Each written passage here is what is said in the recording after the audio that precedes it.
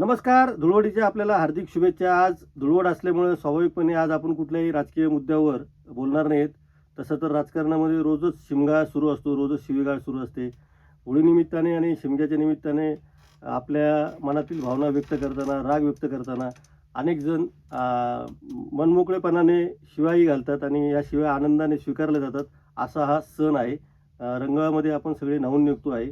अलीकडच्या काळामध्ये राजकारणामध्ये सुद्धा वेगवेगळ्या पक्षाचे वेगवेगळे रंग झालेले आहेत. आपण मुंब्र्यामध्ये एका नगरसेविकेने केलेल्या भाषणाचा याच्यामध्ये मुद्दाम उदाहरण देता येईल, की हरा कर दूंगा असं म्हटल्यानंतर लगेच हरा म्हणजे मुसलमानांचा, निळा म्हणजे दलित चळवळीचा आणि भगवा म्हणजे हिंदुत्ववाद्यांचा, असे आपण रंगांना टिळे लावून दिलेले आहे. त्याच्यावरती एक कविता आपण ऐकणार आहोत, की भगवा हिरवा आणि निळा आणि रंगांनाच लावला जातीचा टिळा, असं आपण काही वर्षांपूर्वी लिहिलं होतं. खरं म्हणजे या रंगांचं राजकारण आणि या सगळ्या रंगांच्या मागे असलेल्या अस्मितांचं राजकारण हे आपल्याला नवं नाही, खूप जुनं आहे. एक कविता अशी पण आहे, की भगवा म्हणाला निळ्याला तुझी संगत राहू दे. भगवा म्हणाला निळ्याला तुझी संगत राहू दे, तू वाडेकरी हो मला पंगत खाऊ दे. भगवा म्हणाला निळ्याला तुझी संगत राहू दे, तू वाडेकरी हो मला पंगत खाऊ दे.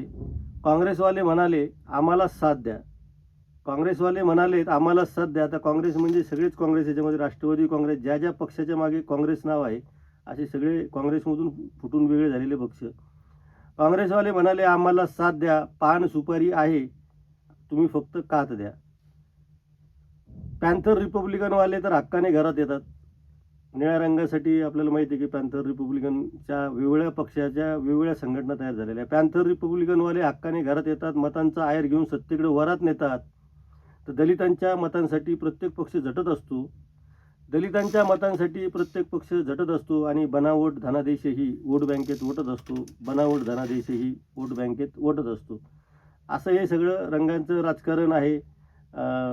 शिवशक्ती भीमशक्तीचं एक राजकारण केलं जातं. ही शिवशक्ती भीमशक्ती मल्टीपर्पज जिम आहे आणि राजकारणामध्ये रोजची नवी नवी स्कीम आहे.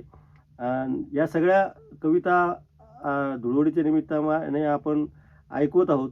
एक कविता मी फार वर्षांपूर्वी लिहिली होती. त्या कवितेने आपण आजच्या या छोट्याशा भागाचा समारोप करूयात, की राजकारणामध्ये चांगलं कुणीच राहिलं नाही. पूर्वी आम्ही तुमच्यापेक्षा चांगलं होतो हे सांगण्याची स्पर्धा लागली होती, पण आता अलीकडच्या काळात राजकारणामध्ये आमच्यापेक्षा तुम्ही जास्त वाईट आहे असं सांगण्याची स्पर्धा लागली. हे राजकारणाच्या दृष्टीने खूप वाईट आहे.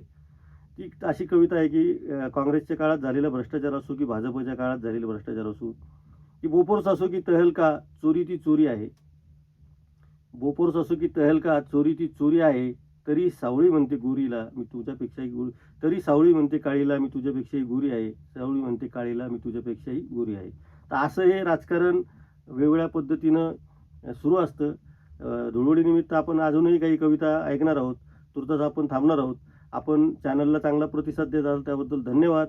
चॅनल सबस्क्राईब करा, बेल आयकॉनवर क्लिक करा आणि पाहत राहा न्यूज यात्रा. हे आहे आपलं चॅनल.